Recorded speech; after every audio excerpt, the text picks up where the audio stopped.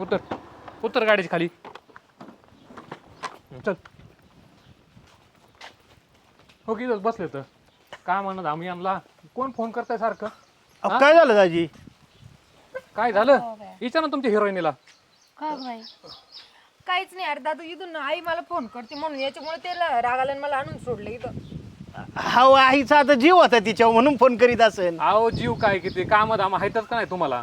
हा तुम्ही इकडून काय सांगायचं तिने तर तिथं राग काढायचा. एवढा काय अवघडा चढान चौघडा दाटला जावायला लेकरासाठी फोन करू नका विचारू बरोबर माझ्या जीवाला दुखणं पाणी आलं तर कुणाला सांगायचं लेकाला नाही मग कुणाला सांगायचं लेकराला लेकराला सांगा ना तुम्हाला दुखणं आलेलं तुम्ही हे सांगताय की कसं भांडायचं नवऱ्याबरोबर हाय कर 30 दिवस काय ऐकलं तुम्ही असं कसं ऐकलं महिन्यात 30 दिवस भांडणं नाही एक दिवस सुखाचा नाही माझ्यासाठी.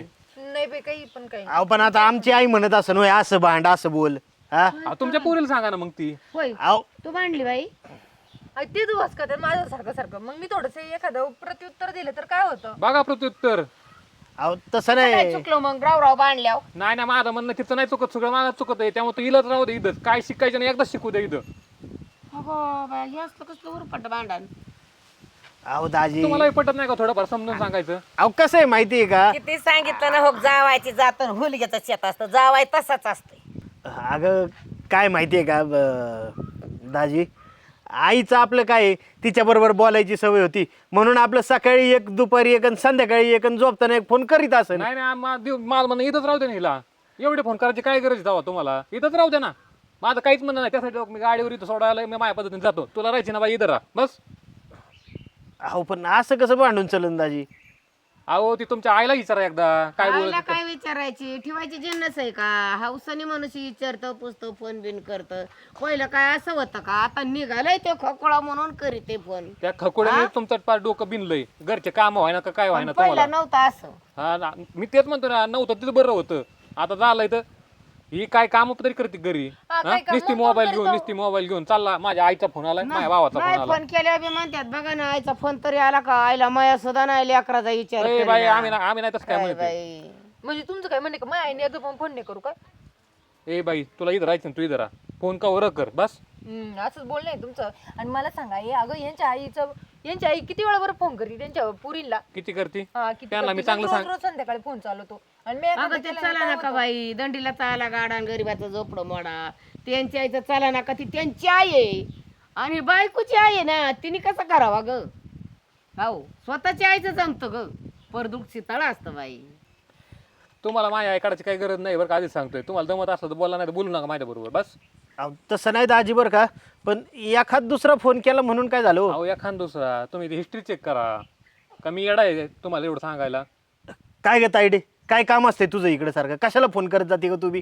आता आईच करते मग काय बोलू पण नाही का मी. मला इथे आठवण थोडीफार मी बोलते. ए बाई आठवण माझी काढीत जा सारखे सारखे आईची तरी काय रे. आता बाई खरंय बाई आता इसरून जा तुझं लग्न केलंय बाई तू नवऱ्याच्या घरी तिकडं वावरात शेता बितात गेला नवरा हा गाय मुताय गेला तरी फोन नवऱ्याला करा आईला नको करू आई इसरून. काय माहिती आहे का दाजी झालं असं नाही यांच्याकडनं चुकून पण ताई तुला बी कळलं पाहिजे शिकलेली आहे ना तू सरळ आहे ना काम असलं किंवा दाजींबरोबर बोलत असली सांगायचं आई मी आता कामात आहे उद्या फोन करते किंवा संध्याकाळी फोन करते.